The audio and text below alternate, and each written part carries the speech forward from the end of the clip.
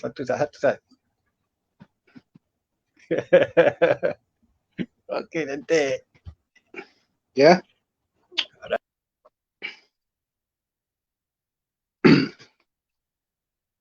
Assalamualaikum warahmatullahi wabarakatuh. Alhamdulillahi rabbil alamin. Wassalatu wassalamu ala asyrafil anbiya'i wal mursalin wa ala alihi wa sahbihi ajma'in. Rabbi syrah li sadri wa yassir li amri wahlul 'uqdatam min lisani yafqahu qawli. Allahumma alimna ma jahilna wanfa'na bima 'allamtana waj'alna minal mukhlisin. ربنا لا تجعلنا فتنة لقوم الظالمين. ربنا أتمم لنا نورنا واغفر لنا إنك على كل شيء قدير. ربنا أفرج علينا صبرا وثبت أقدامنا وانصرنا على القوم الظالمين. اللهم صل على سيدنا محمد الفاتح لما أغلق والخاتم لما سبق ناصر الحق بالحق والهادي إلى صراطك المستقيم وعلى آله حق قدره ومقداره العظيم. Alhamdulillah, syukur kita kepada Allah Subhanahu wa taala. Kerana dengan hidayah dan taufik daripada Allah dapat sama-sama kita bertemu di alam maya untuk kuliah PKP yang dikelola ataupun diuruskan oleh sahabat kita Abang Abu Bakar daripada Sungai Siput. Jadi tuan tengok di situ ditulis AK Fastaqim Global. Ni Abang Abu Bakar punya lah. Jadi kalau sebarang sumbangan untuk kita nak bagi upgrade kita punya kuliah online ni, boleh sumbang kepada AK Fastaqim Global.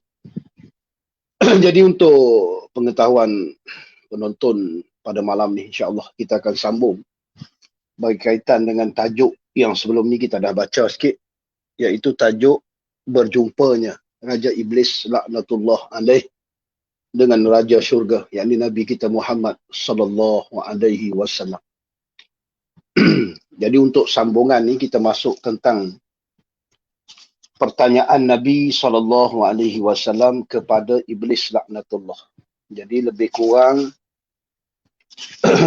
ada 26, lebih kurang 50 soalan Nabi kepada Iblis laknatullah. Jadi untuk mukadimah malam ni kita masuk soalan yang pertama, yang mana Nabi bertanya kepada Raja Neraka, yakni Iblis laknatullah, apabila diperintahkan oleh Allah menghadap Nabi kita Muhammad sallallahu alaihi wasallam. Kemudian Nabi bertanya kepada Iblis untuk soalan yang pertama. Kata pengarang soal Nabi sallallahu alaihi wasallam yang pertama, Nabi kata, wahai Iblis, siapakah yang sebenar-benar seteru engkau? Dan bagaimana aku ini kepada engkau? Itu soalan Nabi yang pertama. Jadi bila bertemu dengan Raja Iblis, Nabi guna kesempatan, Nabi tanya dia, wahai Iblis, siapakah seteru yang sebenar-benar engkau? Mana seteru hang yang betul-betul ini siapa? Dan aku ni pula, bagi hang ni macam mana? Itu soalan Nabi. Maka sembah Raja Iblis laknatullah, ya Nabi Allah. Tengok Iblis ni, dia panggil nama Nabi pun dia panggil ya Nabi Allah. Dia tak panggil Muhammad. Sebab tu kita adab dengan Nabi ni kena tinggi. Jangan panggil nama. Jadi panggil dengan gelaran yang Allah Ta'ala beri kepada Nabi SAW. Jadi Nabi kata, siapakah yang sebenar-benar seteru engkau? Dan bagaimana aku ini kepada engkau? Ataupun betapa aku ini kepada engkau? Maka sembah Raja Iblis, ya Nabi Allah, Tuan hamba lah musuh hamba yang terlebih besar daripada segala seteru hamba yang ada di atas muka bumi ini. Jadi Iblis buat pengakuan musuh utama dia ialah Nabi kita Muhammad sallallahu alaihi wasallam. Nombor 1. Jadi Nabi kita ni duduk ranking nombor 1 seteru Iblis laknatullah. Kemudian Maka Nabi pun memandang muka iblis itu. Maka iblis pun gementar seluruh tubuhnya oleh ketakutannya. Bila dia cakap macam tu, Nabi tengok dia. Bila Nabi tengok dia, dia jadi gelabah. Dia jadi takut, gementar tubuh dia. Katanya, wahai kesudahan segala Nabi. Akan hal hamba ini dapat menjadikan diri hamba sebarang rupa manusia. Masa ni, iblis buat pengakuan. Bila Nabi tengok dia, dia buat pengakuan, dia kata, wahai kesudahan segala Nabi. Sesungguhnya saya, ni kata iblis, boleh menjadikan diri saya sebarang rupa manusia. Maksud dia, apa-apa rupa manusia, dia boleh mengubah. Dia boleh ubah rupa dia menjadi seperti rupa manusia. Termasuk juga binatang katanya. Dan lainnya daripada binatang. Sebab tu iblis dia boleh merupa jadi apa sahaja yang dia nak jadi. Sama ada daripada kalangan manusia ataupun daripada binatang. Ataupun dari tumbuh-tumbuhan semua boleh lah. Bila dia merupa, dia kata, tiada, dia kata hingga suara pun sedikit tiada bersalahan. Kalau dia merupa jadi seseorang manusia, suara dia pun sebiji. Tak berubah. Ini iblis. Dia punya kelebihan dia Allah Ta'ala bagi, boleh merupa. Dia panggil tasyakul. Bahasa Arab panggil tasyakul. Boleh merupa nak jadi apa sahaja yang dia nak jadi di kalangan manusia. Dan juga binatang dan lainnya. Waktu dalam bahasa Arab, kita duk panggil hantu-hantu kan. Hantu-hantu. Bila kita duk panggil hantu-hantu, dia kalau bahasa Arab hatifun ni, benda ataupun sesuatu yang kita dengar suara sahaja. Tapi lembaga tu tak nampak. Dia panggil hatif, suara. Jadi orang Melayu, hantu. Jadi hantu. Jadi bermakna iblis ni, dia boleh merupa jadi apa sahaja. Ni dia mengaku depan Nabi ni. Yang dikecualikan katanya, sifat Tuan hamba sahaja. Mana iblis ni, dia tak boleh merupa menjadi Nabi kita Muhammad SAW. Yang lain pada Nabi, dia boleh merupa semua. Lepas tu ada orang tanya, boleh tak iblis nak merupa jadi Allah? Kalau orang tanya, boleh tak iblis nak merupa jadi Allah? Kalau dia kata di sini, iblis ni dia tak boleh merupa jadi Nabi. Lain pada Nabi, dia boleh merupa. Kalau dia nak merupa jadi Allah, macam mana? Boleh ke tak boleh? Sebab tu kalau orang kata, saya mimpi Allah. Bolehkah mimpi Allah? Boleh. Berlaku kepada ulama-ulama dahulu. Di kalangan imam-imam mujtahid. Pernah bermimpi jumpa Allah. Tetapi dalam mimpi yang mereka jumpa Allah, bila orang tanya Allah ni macam mana? Allah ni laisa kamislihi syai'. Jadi kalau iblis tu merupa jadi Allah, bila kita boleh gambarkan macam ni, bermakna itu bukan Allah. Allah ni laisa kamislihi syai'. Tidak ada seumpama Allah Ta'ala sesuatu. Cuma tang lebih Nabi kita ni, iblis tak boleh merupa jadi Nabi kita Muhammad sallallahu alaihi wasallam. Dia kata, sekiranya hamba menjadikan diri seperti rupa Tuan hamba, nescaya terbakarlah hamba menjadi habu. Ini pengakuan iblis kepada Nabi sallallahu alaihi wasallam. Bila Nabi tanya, siapakah seteru engkau yang pertama? Dia kata, seteru saya yang pertama ialah engkau ya Rasulullah. Cuma saya ni tak boleh merupa jadi engkau. Kalau saya merupa juga, saya akan terbakar, kata iblis. Sebab tu kita tengok dalam sebuah kitab yang diberi nama Nasaihul Ibadi. Nasaihul Ibadi. Nasaihul Ibadi ni, kita akan jumpa satu perkataan yang dihimpun oleh jumhur ulama. Dalam kitab Nasaihul Ibad. Dia kata gini, jumhur ulama berkata, Inna Allah Ta'ala akrama nabiyahu sallallahu alaihi wasallam bi khamsi karamatin. Akramahu bil ismi wal jismi wal ata'i wal khota'i wal ridha. Artinya, Allah Subhanahu wa taala telah memuliakan nabinya Muhammad sallallahu alaihi wasallam dengan 5 kemuliaan. Yang pertama, Allah Taala muliakan Nabi sallallahu alaihi wasallam dengan nama. Sebab tu kata dalam perkataan jumhur ulama ni, wa ammal ismu fanadahu birrisalati wa lam yunadihi bil ismi. Yang pertama, Allah Subhanahu wa taala memanggil Nabi kita Muhammad sallallahu alaihi wasallam dengan risalah, dengan gelaran, sebutan rasul ataupun nabi. Allah Taala tidak memanggil nabi kita dengan nama. Ini antara kemuliaan yang Allah Taala bagi kepada nabi kita. Sebab tu tengok iblis, dia panggil ya Nabi Allah. Dia tak panggil nama. Sebab Allah sendiri pun memanggil nama nabi kita dengan gelaran ataupun dengan sifat kerusulan. Maksudnya bahasa kita, wa ya ayyuhar rasul, wahai rasul, ya ayyuhan nabi, wahai nabi. Ini kemuliaan pertama. Kemudian pula Allah Ta'ala muliakan nabi ini bermakna bil jism, dengan tubuh Nabi SAW.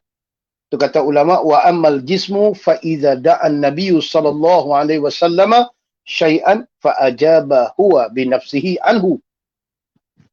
Kalau mengenai tubuh Nabi, ketika baginda Nabi sallallahu alaihi wasallam memohon sesuatu yang berkaitan dengan masalah tubuh, doa baginda Nabi sallallahu alaihi wasallam akan dikabulkan. Apa sahaja yang berkaitan dengan tubuh badan, kalau Nabi berdoa, Allah Ta'ala akan kabul. Dan benda ni Allah Ta'ala tak bagi kepada Nabi-Nabi yang lain. Sebab tu kalau kita tengok antara kisah seorang sahabat Nabi yang disebut nama Qatadah radhiyallahu an, yang matanya tergantung, sebiji mata ni tergantung di pipi, kemudian Nabi ambil tangan dia yang mulia, tolak masuk. Jadi kembali semula seperti asal, bahkan lebih terang daripada yang asal. Ini hebat Nabi SAW. Itu dalam kitab Nasaihul Ibad. Jadi kita sambung balik. Jadi bila soalan yang pertama, siapakah musuh engkau yang pertama? Jawab iblis, engkau ya Rasulullah. Dan aku tak boleh merupa jadi engkau ya Rasulullah. Itu soalan yang pertama. Kemudian soal Nabi SAW yang kedua. Wahai iblis, Nabi kata, betapa perbuatanmu kepada makhluk Allah, macam mana hang duk goda ataupun duk ganggu makhluk Allah ni. Maka sembah iblis ya Nabi Allah, iaitu sesuatu kemajuan bagi perempuan-perempuan yang merenggangkan kedua pahanya kepada lelaki yang bukan suaminya, dan setengahnya hingga mengeluarkan benih yang bersalah-salahan sifatnya, dan hamba kuda segala manusia supaya meninggalkan sembahyang, dan supaya leka dengan makan minum dan berbuat derhaka. Setengahnya hamba lalaikan dengan harta benda daripada emas, perak dan rumahnya dan kebunnya dan ladangnya, supaya hasilnya dibelanjakan di atas segala pekerjaan yang haram. Sanya telah banyak laki-laki dan perempuan-perempuan yang terpesong imannya, lalu hamba kerahkan segala bala tentera hamba daripada jin, iblis, syaitan, menarik mereka kepada jalan derhaka. Demikian juga pada masa bermain-main yang bercampur lelaki perempuan, maka disitulah hamba lepaskan sebesar-besar kuda supaya hilang maruah mereka itu, hingga meminum arak lagi menarik. Seseorang taulannya dipaksa menyuruh minum, hingga apabila terminum arak itu, maka hilanglah akal dan fikirannya serta hilang malunya. Lalu hamba hulurkan tali cinta asyik, jadi terbukalah beberapa pintu maksiat yang besar-besar. Maka datang dengki hasad hingga membawa kepada pekerjaan berzina. Maka apabila telah jadi kasih antara keduanya, maka terpaksalah mereka mencari wang dengan jalan tipu daya dan mencuri. Dan apabila mereka teringat atas kesalahannya itu, lalu hendak bertaubat atau hendak membuat amal ibadah, maka hamba galang supaya mereka bertangguh dan bertempuh pada sekalian pekerjaan yang kebajikan. Serta hamba kuda bertambah-tambah keras supaya ia melazimkan maksiat itu dan mengambil isteri orang.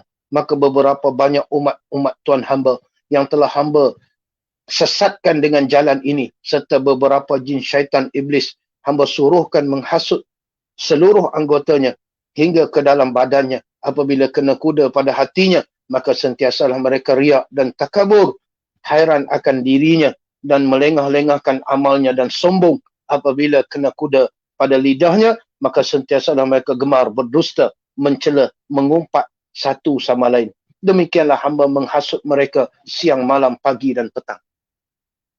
Kita tengok.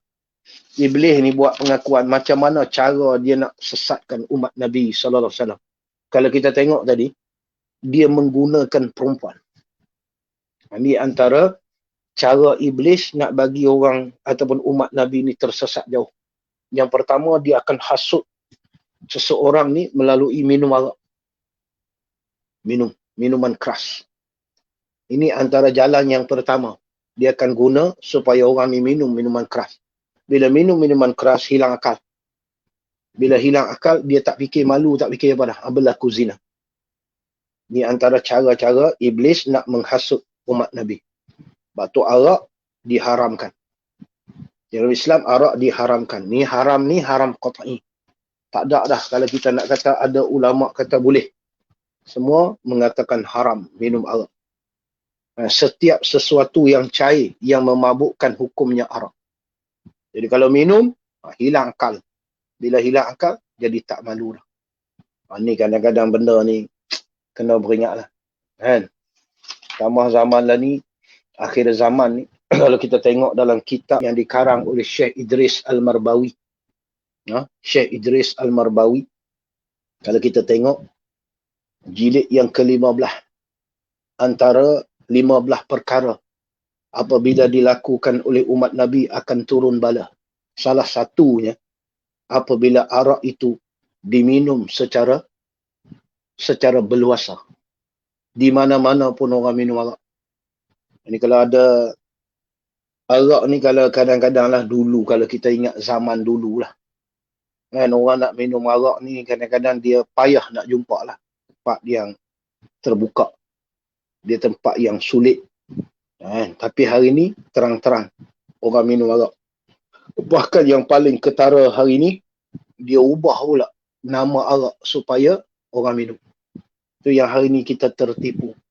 Tengok botol depan dia tulis 100 plus. Rupanya dalam tu arak. Kan banyak jabatan custom kan, rampah.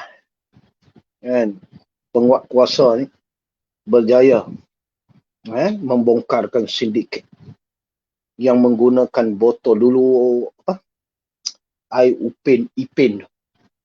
Rupanya gambar depan tu bubuh gambar upin dan ipin. Jadi dalam tu arak. Ini salah satu cara yang kalau kita tengok akhir zaman ni nak bagi arak itu jadi halal. Salah satu dia ubah nama dia. Sebab tu orang kalau tanya lah orang tua-tua ke budak-budak sebut arak, semua orang tahu. Oh, arak ni tak boleh minum. Tapi bila lagi ubah, tak bubuh dah nama arak, pergi tukar nama lain. Jadi orang tak tahu dah arak. Itu Nabi sebut. Asal kita nak sebut di sini, salah satu cara iblis nak pesongkan umat Nabi ni melalui minuman arak ni. Sebab tu mana-mana hari ni tempat tengok orang minum arak ni biasa. Kalau belah-belah kampung, dia tak sebut arak. Dia kata ketum.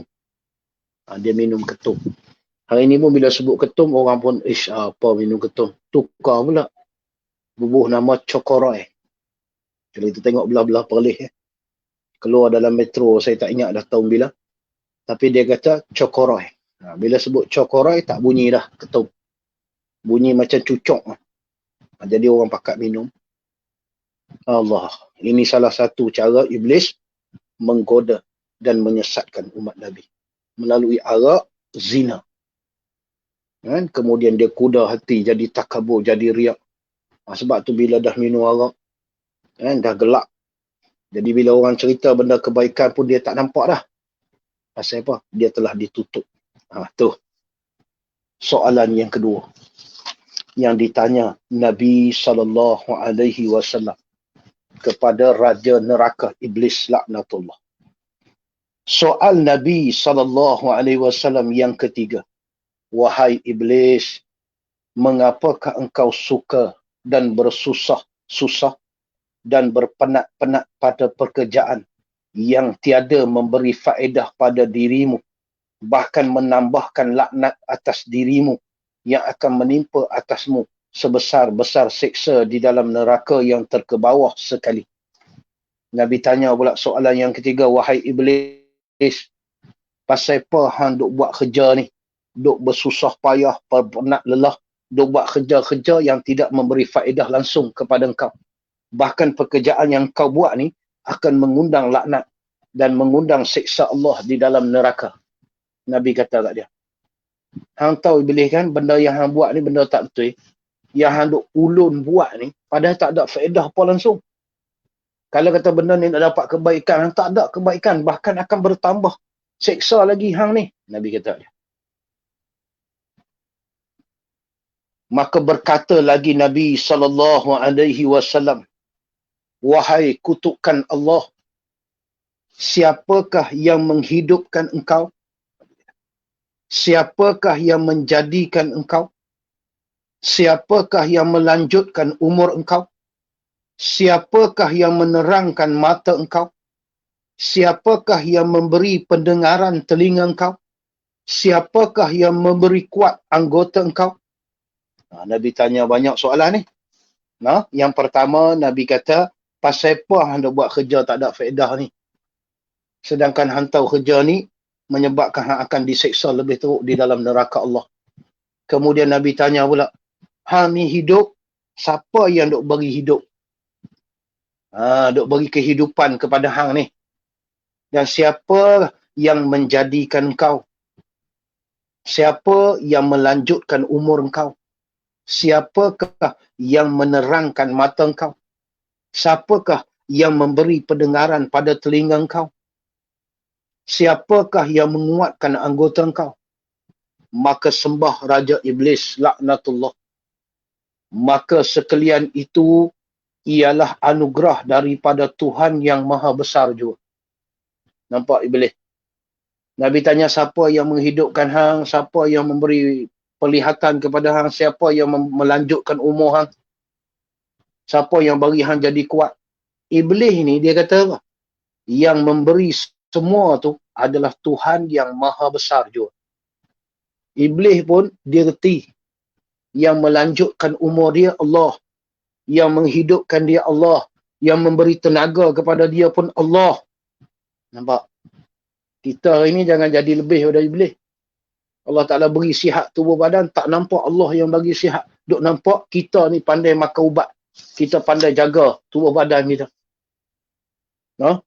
Kita hari ni boleh melihat, kita jangan duk pandang kata kita ni sendiri. Allah Ta'ala bagi, sebab tu Allah Ta'ala boleh tarik bila-bila masa je penglihatan mata kita. Pendengaran telinga kita pun Allah Ta'ala boleh tarik. Nampak? Iblis ni seteru Allah ni dan seteru Nabi, musuh nombor satu. Tapi bagi segi akidah, dia tetap berpegang Allah segala-galanya. Bermakna kalau kita hidup di dunia ni berpegang selain daripada Allah, teruk pada Iblis lagi. Teruk pada Iblis lagi kalau nak banding dengan Iblis. Nampak? Dia. Akan tetapi, kata Iblis, hawa nafsu dan takabur dan khianat itulah yang menceburkan diri hamba kepada sebesar-besar kejahatan, kerana Tuhan hamba terlebih tahu bahawa hamba ini telah beribu-ribu tahun menjadi ketua segala malaikat, berbuat ibadah sujud kepada Tuhan di dalam dunia ini, dan pangkat hamba pun dinaikkan dari satu langit kepada satu langit dengan aman. Kemudian hamba pun diam di dalam dunia ini, berbuat ibadah bersama sekalian malaikat, berkhidmat kepada Tuhan beberapa lama. Maka tiba-tiba datang firman Allah Subhanahu wa Ta'ala kepada hamba, sekalian hendak dijadikan seorang khalifah di dalam dunia ini. Maka hamba pun membantah, tiada suka berkhalifah atau raja. Kemudian Tuhan menjadikan seorang laki-laki iaitulah Nabi Adam alaihissalam, maka dititahkan hamba sekalian malaikat memberi hormat kepada Nabi Adam itu. Hanya hamba seorang diri yang tiada hendak sujud kepadanya dan hamba engkar akan hukumnya. Nampak? Iblis buat pengakuan yang dia boleh jadi teruk ni, salah satu sebab dia yang mana dia boleh jadi, kalau hari ni kena laknat ni, pertama kerana dia ikut hawa nafsu dia. Sebab tu orang yang ikut hawa nafsu hari ni 2 kali 5 dengan iblis. Dan yang menyebabkan dia jadi dilaknat ni juga, kata dia salah satu lagi apa dia? Kerana dia ni takabur, sombong. Sebab tu kita jangan sombong. Mungkin hari ni kita di atas, kan? Esok lusa mungkin kita di bawah. Sebab tu jangan sombong, kan? Masing-masing ada kelebihan. Masing-masing ada kelebihan Allah Ta'ala beri. Sebab tu jangan sombong. Pasal sombong ni, inilah penyebab yang menyebabkan iblis dilaknat. Pertama, ikut hawa nafsu. Yang keduanya takhabur. Yang ketiganya khianat. Itu penyebab dia. Kalau kita tengok balik kan, Allah Ta'ala suruh dia hormat kepada Nabi Adam. Dalam Quran sebut sujud kan. Sujud ni kalau kita faham lah, dia nak sujud ni selain daripada makhluk tak boleh sujud. Selain daripada makhluk ni kita nak sujud sama makhluk tak boleh. Kecuali Allah. Makhluk sama makhluk tak boleh sujud. Jadi iblis itu makhluk. Nabi Adam pun makhluk. Jadi bila Allah Ta'ala perintah sujud, makna dia beri penghormatan. Bukan sujud mana sujud macam semayang. Kalau sujud macam semayang, kita tengok kisah seorang badui. Dia bertemu dengan Nabi Muhammad SAW. Jadi dia kata, aku akan beriman dengan engkau, wahai Muhammad. Sekiranya engkau tunjuk kepada aku satu keajaiban. Maksud dia benda pelik berlaku dekat hang, aku akan percaya. Kata seorang badui ni. Boleh semak dalam kitab Muhimmah. Jadi Nabi kata, hang nak tengok benda apa? Pelik lagu mana? Dia kata, ikutlah. Okay, Nabi kata, hang nampak tak pokok kurma ujung sana, kering? Nampak tak pokok kurma tu? Dia kata, nampak. Pi cerita kat pokok kurma tu, aku kirim salam kat dia, panggil dia mari. Kata, aku panggil dia mari. Jadi badui ni, pi kat pokok kurma. Dia pi kat pokok kurma, dia abak lah. Ni, Muhammad kirim salam kat hang, dia panggil hang. Bila habis saja badui tu bercakap, pokok kurma yang kering tu bergerak. Kalau kita tengok dalam kitab Muhimmah, dia sebut dia bergerak ke sebelah kiri. Dia bergerak sebelah kiri, terangkat akar dia yang duduk sebelah kanan. Kan macam tu kan? Jadi akar tu semua tercabut. Kemudian dia bergerak belah ni pula. Jadi tercabut pula akar sebelah ni. Bila dah tercabut akar, dia pergi kepada Nabi SAW. Pokok kurma ni. Jadi dilihat oleh badui ni yang minta bukti kerusulan ni. Jadi bila dia tengok pokok kurma ni bergerak hebat sampai ke Nabi, kemudian Nabi suruh pokok kurma tu patah. Dia pergi tempat asal dia balik. Jadi peristiwa ni dilihat oleh badui dan beberapa orang sahabat Nabi. Bila dah selesai, badui ini minta kepada Nabi SAW nak sujud kepada Nabi. Ketika itu Nabi kata, kalau boleh sujud makhluk kepada makhluk, nescaya aku perintahkan isteri sujud kepada suami. Bermakna tak boleh sujud makhluk kepada makhluk. Jadi tak berlakulah sujud makhluk kepada makhluk. Jadi kata ulama, sujud tu makna dia beri penghormatan. Beri penghormatan. Tu yang iblis ni, bila Allah Ta'ala perintah suruh beri penghormatan kepada Nabi Adam, dia engkar. Dia sombong, dia rasa dia hebat. Jadi dia tak mau beri penghormatan kepada Nabi Adam AS. Ni cerita iblis ni.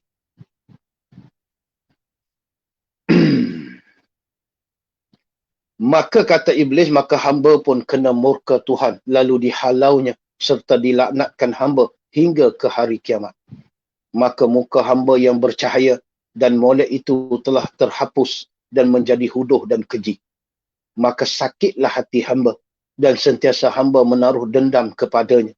Kemudian Adam pun diangkat oleh Tuhan, dijadikan raja di dalam syurga, serta dikurniakan seorang isteri, iaitu Siti Hawa, dan dijadikannya permaisuri.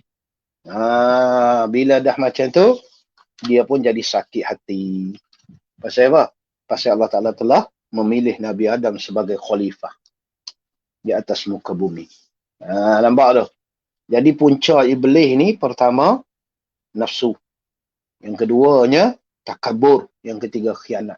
Sakit hati. Berasa sakit hati. Okey.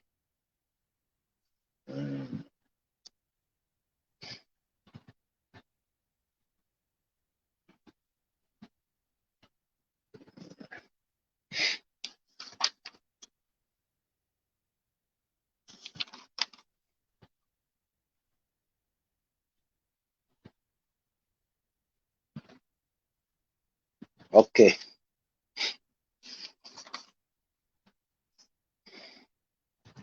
Kemudian dia sambung sikit lagi ni.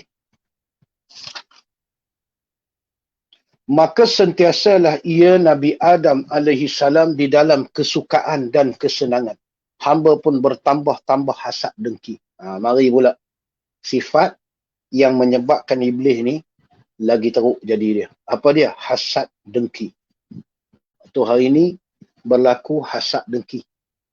Ni jaga molek lah. Kan? Hasad dengki ni dia bukan kira siapa. Kadang-kadang dia berlaku kepada orang-orang yang ada ilmu pun jadi. Kadang-kadang kita tengok orang lebih, kita berasa sakit hati. Berasa hasad dengki dengan orang yang lebih. Sedangkan kalau kita fikir balik, lebih ni Allah Ta'ala bagi. Mungkin dia tu lebih di situ, kita lebih di sini. Jadi masing-masing ada kelebihan, masing-masing ada kekurangan. Jangan kita duk pandang kita ni hebat sangat. Jangan duk rasa lagu tu. Sebab tu masa duduk dulu, Tok Guru pesan lah. Orang makin mengaji ni makin tawaduk. Bukan makin mengaji makin takabur. Kalau makin mengaji makin takabur, tu iblis. Tu dia kata resmi padi. Makin banyak isi makin tunduk. Makin banyak ilmu makin tunduk. Jangan makin banyak ilmu berasa gah, berasa kita hebat sekali. Tak ada siapa boleh challenge ilmu kita. Jangan duk rasa lagu tu. Asal ni salah satu tengok iblis ni. Dia hasad dengki. Bila dia tengok Nabi Adam ni serenuk duduk dalam syurga. Jadi raja pula. Ada permaisuri pula. Dia lagi sakit hati. Tu dia kata. Dan menaruh khianat kepadanya. Jadi bila dah sakit hati nak buat khianat selalu. Tu kita bila hari ni tengok bila sakit hati pada seseorang. Hari ni macam-macam buat. Buat dengan cara kalau mata kasar ataupun cara halus boleh belaka buat hari ni. Sebab tu kita ni ingat setiap nikmat yang Allah Ta'ala bagi ni dia ada hasad dengki. Dulu saya ingat masa Tok Guru duk pesan dulu. Wa kullu nikmatin mahsudun. Setiap nikmat ada di hasad dengki ni. Sebab tu kadang-kadang nikmat ni kita tengok dulu. Sesuai tak kita nak pergi cerita. Nikmat yang kita dapat ni sesuai tak kita nak pergi cerita kepada orang yang macam ni. Takut bukan apa bila kita cerita dia jadi sakit hati. Sebab tu jangan kongsi semua nikmat. Kalau kita rasa nikmat ni kalau kita cerita, saat lagi jadi kok lain. Mungkin orang berasa hati tak usah cerita. Kita simpan sajalah. Tapi kalau nikmat ni kalau kita kongsi, memberi manfaat yang ramai, silakan. Tak ada masalah. Cuma beringat sikit lah. Masing-masing ada kelebihan, masing-masing ada kekurangan. Sebab tu bila kita nampak kekurangan orang, jangan duk buka sangat. Jangan duk buka sangat. Pasal apa? Takut lagi orang buka kekurangan kita. Tu kadang-kadang jangan melampau. Kita duk buka aib orang selajak sangat, orang buka aib kita. Tu jaga molek lah tu. Ni iblis cerita dah ni. Akhirnya dapat juga hamba tipu kepadanya melalui isteri Hawa yang memberi nasihat ia akan Nabi Adam supaya makan buah khuldi, larangan Tuhan. Maka daripada perempuan Hawa itulah Adam termakan buah larangan. Itu lalu kena halau keduanya dari syurga turun ke dunia. Bercerai kedua laki isteri itu beberapa lamanya. Kemudian dipertemukan oleh Tuhan dengan selamatnya hingga mereka mendapat beberapa orang anak laki-laki dan perempuan. Kemudian kami hasut pula anak lelakinya yang bernama Qabil supaya membunuh abangnya yang bernama Habil hingga mati. Itu pun tidak juga hamba berpuas hati hingga hamba lakukan berbagai tipu daya atas sekalian anak cucunya hingga hari kiamat. Nampak? Cuma yang ni untuk pengetahuan penonton. Memang kita baca ni kisah ni, seolah-olah Nabi Adam ni tertipu lah. Dan syaitan ni berjaya menipu Nabi Adam melalui isteri dia. Benarnya benda ni kita kena apa ni kalau bahasa kita sebut ni, kena mengaji bagi dalam sikit lah. Pasal dia macam ni, kalau kita iktikad Nabi itu tertipu lah, kalau bahasa kita Nabi ni tertipu kan, tipu daya iblis ni tertipu. Jadi kalau kita tengok balik sifat yang wajib bagi seorang Nabi, sifat yang wajib bagi Rasul, sifat yang wajib bagi Nabi, salah satu dia kalau kita belajar dipanggil fatonah, cerdik kan. Bahasa dia cerdik. Nabi ni mesti cerdik. Okay. Bila Nabi cerdik, iblis syaitan nak tipu lagu mana? Kalau kita fikir kan, Nabi dia bersifat cerdik. Jadi bila cerdik takkan tertipu. Iblis kata dia menipu daya. Yang ni kadang-kadang kita kena kalau bahasa kita ni kena mengaji beri dalam sikit. Sebab takut macam ni. Kadang-kadang bila kita dengar macam ni, seolah-olah kesalahan ni Nabi Adam buat. Macam tu. Takut kita pergi salahkan Nabi. Sedangkan Nabi ni dia amanah. Amanah salah satu sifat dia. Tadi fatanah. Salah satu lagi sifat Nabi ni amanah. Kalau kita belajar amanah, bukan amanah ikhtiar. Amanah ni makna dia seseorang yang tidak melakukan perkara yang makruh. Perkara makruh ni Nabi tak buat. Kalau jadi Nabi ni benda makruh pun tak buat. Benda haram lagi tak buat. Derhaka pada Allah benda haram. Kalau kita fikir, benda haram. Yang tu kena detailkan. Cuma ni cara kita nak beri faham, jangan iktikad seorang Nabi itu melakukan dosa. Kalau kita iktikad seorang Nabi melakukan dosa, istilah yang kita nak sebut, Nabi ini terpelihara daripada buat dosa. Jadi macam mana dia boleh buat dosa? Sedangkan Allah Ta'ala pelihara dia.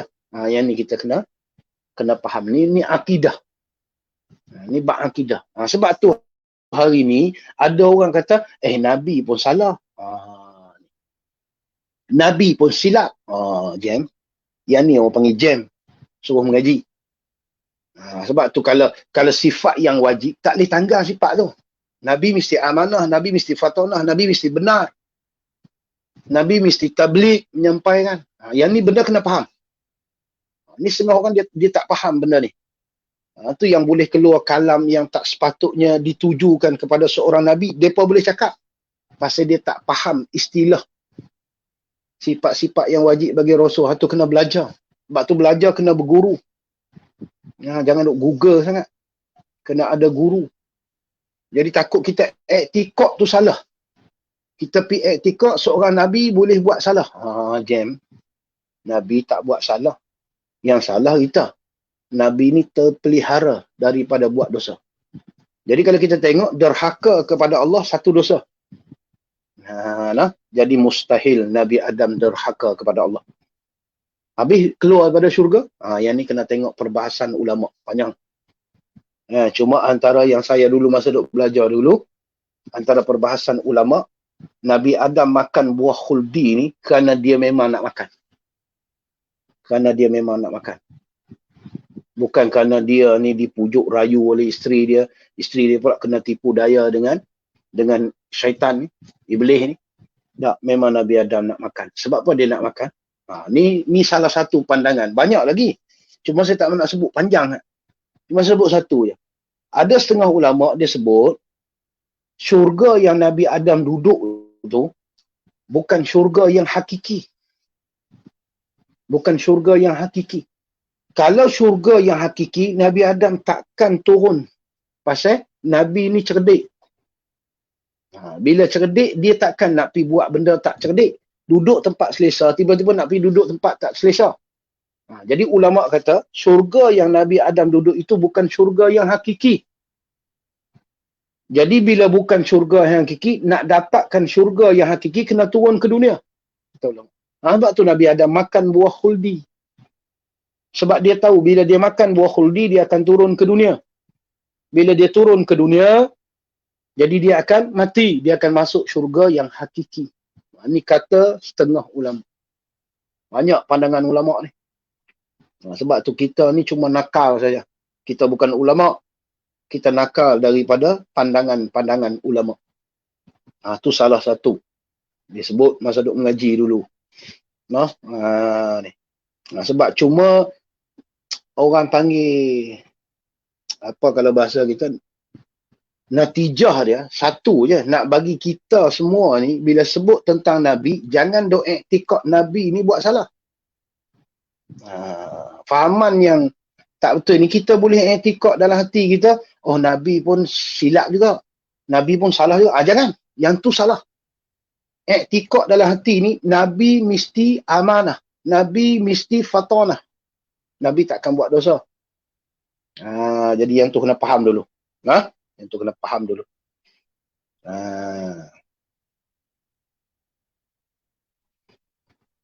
Kemudian kata Iblis pula. Kemudian soal Nabi SAW pula, wahai Iblis, apa pula yang terlebih dahulu engkau menipu segala manusia? Apa benda yang paling awal nak tipu manusia ni? Maka sembah Iblis, pertama-tama hamba palingkan imannya supaya berpaling iktikadnya kepada kafir, sama ada pada perkataan atau perbuatan atau kelakuan atau hatinya. Maka jika tiada berpaling juga dengan cara begitu, maka hamba tarik pula kepada jalan mengurangkan pahalanya, supaya lama-kelamaan mereka akan terjerumus juga mengikut kemahuan hamba. Dia poin Iblis yang pertama ni, apa benda yang dia nak buat dulu bila dia nak sesat manusia ni? Kata Nabi, bak iman. Ni benda yang paling penting, ingat. Dia kata hamba palingkan imannya. Sebab tu kita hari ni kena mengaji bak rukun iman. Sebab tu hari ni bak rukun iman ni kena mengaji betul-betul. Percaya kepada Allah. Percaya kepada Allah ni macam mana? Percaya kepada malaikat, percaya kepada kitab, itu rukun iman. Sebab rukun iman ni dia bukan macam rukun Islam. Contoh, rukun Islam 5 perkara. Mengucap 2 kalimah syahadah, sembahyang 5 waktu. Jadi hari ni kita tengok ramai orang mengucap 2 kalimah syahadah tapi dia tak sembahyang. Adakah dia ni tak Islam? Dia Islam. Pasal bila dia syahadah, dia tak sembahyang, dia berdosa. Dia tak puasa, dia berdosa. Dia tak bayar zakat, dia berdosa. Bermakna Islam tu ada lagi dengan syahadah tu. Bermakna kalaulah 5 tolak 1 ada 4. Kalau kita buat kira mudah-mudah lah. Syahadah ada, tak sembahyang, ramai. Syahadah ada, tak puasa, ramai. Syahadah ada, tak bayar zakat, ramai. Tapi kita nak hukum orang tu tak Islam, tak boleh lagi. Kita kena tanya dulu, kenapa tak bayar zakat? Tanya, zakat ni wajib ke tak wajib? Dia kata wajib, pasal apa tak bayar? Sayang nak bayar. Dia bukan iktikad zakat tak wajib, jadi dia masih lagi Islam. Tapi kalau rukun iman, 6 perkara. Tolak 1, kosong. Kita percaya kepada Allah. Kita percaya kepada malaikat. Kita percaya kepada Rasul. Kita percaya kepada qada dan qadar. Tapi kita tak percaya kepada kitab, kufur. Nampak? Dia bukan sama macam rukun Islam. Dia rukun iman ni habis. Jadi Iblis, benda dahulu, benda pertama dia nak buat, bagi rosak iman. Nampak? Bagi rosak keimanan. Sebab tu ingat, kalau kita belajar dalam bab tauhid, iman kita ni, dia boleh keluar, dia boleh masuk. Bukan saya nak kata, saya pun sama. Setiap iman manusia dan jin, Dia boleh keluar, dia boleh masuk, dia boleh naik, dia boleh turun. Beza. Kalau kita tengok dalam kitab Tuhfatul Murid, iman ni dia ada kategori-kategori. Kalau kita sebut iman para Rasul, dia naik sentiasa, tak pernah turun. Iman segala malaikat, dia maintain saja. Tak naik, tak turun. Iman para malaikat. Iman manusia dan jin, dia ada turun, dia ada naik. Dia ada keluar, dia ada masuk. Nampak? Dia ada keluar, dia ada masuk. Sebab tu kena berhati-hati. Ni ada sedikit iklan ni. Kebetulan kan. Saat-saat ni masuk WhatsApp ni. Ada seorang sahabat kita duduk di Bukit Mertajam. Baru masuk WhatsApp, dia kata ibu dia meninggal dunia. Jadi kesempatan kita buat live ni. Jadi yang menonton. Jadi kita sama-sama lah hadiahkan bacaan surah Al-Fatihah kepada ibu dia. Mudah-mudahan Allah Ta'ala permudahkanlah urusan dia di alam sana. Ila hati Nabi Muhammadin sallallahu alaihi wasallam wa ila ikhwani minal anbiya wal salawatullah wa ila arwah muslimin wa muslimat wal mu'minin. Al-Fatihah. A'udzu billahi minasy syaithanir rajim. Bismillahirrahmanirrahim. Alhamdulillahi rabbil alamin arrahmanir rahim maliki iyyaka na'budu wa iyyaka nasta'in ihdinas siratal mustaqim siratal ladzina an'amta 'alaihim ghairil maghdubi 'alaihim waladdallin. Amin. Terima kasih yang sudi membaca surah Al-Fatihah, hadiah kepada ibu sahabat kita di Bukit Mertajam. Baru saat-saat masuk. Okay, kita sambung balik. Sebab tu bab iman untuk jin dan manusia, dia boleh keluar, dia boleh masuk. Sebab tu ada orang yang tertanggal iman dia dengan sebab perbuatan dia. Ada orang yang tertanggal iman dia sebab kelakuan dia. Perkataan dia. Tu yang hari ni kena jaga mulut. Jangan duk cakap lepas. Kalau benda yang berkaitan dengan akidah. Benda yang berkaitan dengan akidah ni jangan duk buat cakap main-main. Ada benda boleh main-main, ada benda tak boleh main-main. Tu yang ni kena belajar ilmu tauhid. Waktu ulama' dulu duk mengajar, duk tekan, jaga perbuatan, jaga perkataan, jaga kelakuan. Sebab tu ada kelakuan yang menyebabkan boleh jadi kufur. Ada perkataan bila kita bercakap boleh jadi kufur. Jadi hati-hati bila berkata-kata. Tambah zaman dah ni, zaman yang berkata-kata ni, tak tahu nak cerita. Kadang-kadang kita tengok dalam ni Facebook, dalam ni lah media masa ni, kadang-kadang Allah. Dia mudah-mudah kan. Benda-benda yang berkaitan dengan akidah ni dimudah-mudahkan. Hati-hatilah. Bukan apa takut iman kita ni tertanggal. Pasal Nabi kata akhir zaman ni umat aku ni keluar agama ni macam tukar baju. Pagi tadi baju lain, malam pula baju lain. Kadang-kadang salin baju. Tadi petang baju lain, malam ni baju lain. Macam tu, na'udzubillah, takut. Kena hati-hati. Iblis ni duk cari jalan tak kira dah. Nak bagi kita ni tertanggal iman. Pasal itu tujuan pertama dia. Yang ni ditanya oleh Nabi SAW. Kemudian soalan yang terakhir untuk malam ni lah. Soalan yang kelima. Wahai Iblis, kata Nabi SAW. Apabila umatku berdiri sembahyang, betapa kelakuan engkau? Nabi tanya, wahai Iblis, kalau umat aku mendirikan sembahyang, macam mana keadaan hang? Kelakuan hang tu macam mana? Maka sembah Iblis, masa itulah sebesar-besar kesusahan bagi diri hamba. Gementar seluruh badan hamba dan lemahlah tulang sendi hamba. Maka pada waktu itu, hamba suruhkan sekalian syaitan iblis mengkudakan orang hendak sembahyang pada tiap-tiap seseorang manusia itu dengan berpuluh-puluh iblis datang menggodanya, setengahnya pada anggotanya supaya malas sembahyang dan setengahnya masuk pada hatinya supaya was-was di dalam sembahyang dan terlupa beberapa bilangan rakaat dan berbimbang pada pekerjaan dunia dan hatinya hendak segera keluar dari sembahyang.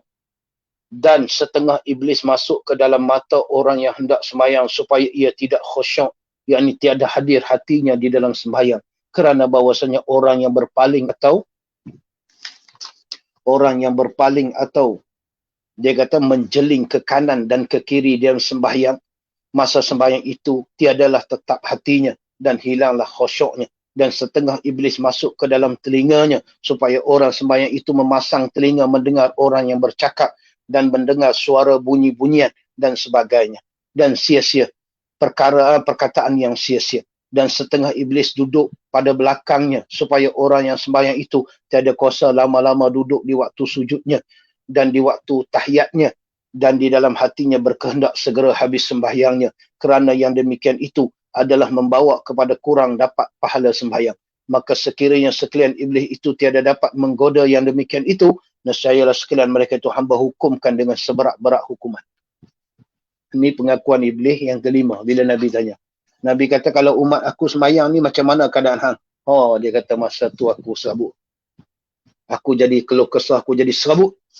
Tu dia kata. Bila hampa sembahyang saja, aku jadi gementar. Lemah sendi-sendi aku. Jadi ketika tu aku akan arahkan semua anak buah aku pergi ganggu orang tengah sembahyang. Supaya dia sembahyang ni hilang pahala sembahyang ataupun tak jadi sembahyang dia. Sebab tu hari ini pesanan lah untuk diri sendiri dan para penonton lah yang melihat. No? Sembahyang ni dia kena belajar. No? Dia jangan kita ni sembahyang tak belajar. Sebab tu bila khusyuk dalam sembahyang ni, walaupun dia bukan rukun. Sebab tu kalau kita belajar bab sembahyang, khusyuk dalam sembahyang dia bukan rukun sembahyang. Dia rukun sembahyang 13 aja. Bila kita kira 13 tu tak jumpa pun khusyuk dalam sembahyang. Sebab tu ulama kata khusyuk dalam sembahyang ni sunat. Bukan wajib. Cuma kita kena ingat, Allah Ta'ala bayar ganjaran seseorang yang sembahyang sebanyak mana dia ingat dia sembahyang. Sebab tu bila kita sembahyang, kita ingat kita sembahyang. Itu dia panggil khusyuk. Anggota kita tidak bergerak kecuali perbuatan sembahyang. Khusyuk anggota. Hati kita tak ingat benda lain kecuali ingat tentang sembahyang. Itu dia panggil khusyuk hati. Jadi kalau iblis ni, dia tak perlu buat benda tu. Kalau sekiranya kita ni sembahyang tak ada ilmu. Awal lagi boleh kat dia. Bermakna sembahyang kita tak jadi. Bila sembahyang kita tak jadi, dia tak lemah. Dia yang lemah ni bila sembahyang kita jadi. Sembahyang kita diterima. Ketika tu baru dia ni gementar. Dia ni lemah sendi-sendi. Tapi kalau sembahyang kita awal pun tak jadi, dia nak lembah sendi macam mana? Contoh, kita nak sembahyang, ambil wuduk pun tak kena. Kita ambil sembahyang pun tak kena. Macam mana sembahyang kita tu nak melemahkan sendi boleh? Sebab tu ulama dulu tekan bab tu. Bab wuduk. Apa perkara yang sebelum kita nak sembahyang? Buat betul-betul. Sebab tu kita kena cari ilmu. Bila kita nak buat sesuatu ibadah, kita masuk bidang tu. Nak sembahyang, api mengaji perkataan atau benda-benda yang berkaitan dengan sembahyang. Ambil daripada awal. Walaupun kita tak dapat habis lagi, baru duk belajar lagi. Tak apa, Allah Ta'ala maafkan. Pasal apa? Pasal kita dalam proses belajar. Sebab tu orang hari ni, khusyuk. Khusyuk tu sunat. Tu yang tengok. Saya ingat ni, ada beberapa sahabat kita pernah duk tanya kes tak mau sembahyang ni pasal apa? Pasal tak khusyuk. Dia kata, saya ni tak mau sembahyang lagi Ustaz, pasal tak khusyuk lagi. Kalau khusyuk baru nak sembahyang. Pasal takut. Ayat Quran kata, fawailul lil musallin. Neraka wil bagi orang sembahyang. Allazina hum fi solatihim sahun kan. Kalau kita tengok ayat tu, fawailul lil musallin allazina hum an solatihim sahun. Neraka wil bagi orang-orang yang sembahyang. Sembahyang yang lalai. Jadi itulah bila kita nak terjemah ayat Quran ke apa, dia kena ikut landasan ilmu, bukan terjemah ikut kefahaman kita. Kalau terjemah setakat sahun tu, memang makna lalai. Bila kita terjemah makna lalai, neraka wil bagi orang yang sembahyang dia tu lalai. Makna dia tak khusyuk. Sebab tu dia faham kata, selagi dia tak khusyuk, dia tak mau sembahyang. Sebab kalau tak khusyuk masuk neraka. Jadi dia nak bagi khusyuk. Orang tu sebab tu kadang-kadang kita kena tengok tafsiran ulama'. Pasal ulama' ni depa bidang depa. Kita bukan bidang kita, ada tafsir sendiri ni, jam lah. Tu sahun tu memang lalai. An tu, kalau orang belajar an tu. An solatihim. An tu, setengah orang kata makna matruk, tinggal. Neraka wil bagi orang yang meninggalkan sembahyang. Kalau orang yang tak khusyuk sembahyang. Kalau orang yang tak khusyuk sembahyang, dia buat rukun 13 tapi dia tak khusyuk. Sembahyang dia tu tak kena qada. Sembahyang dia diterima tapi ganjaran pahala tak ada. Sebab khusyuk tu sunat. Tapi kalau dia sembahyang, dia khusyuk, Fatihah tak baca. Dapat tak pahala? Tak dapat terus, sembahyang pun tak jadi. Jadi benda ni kita kena faham.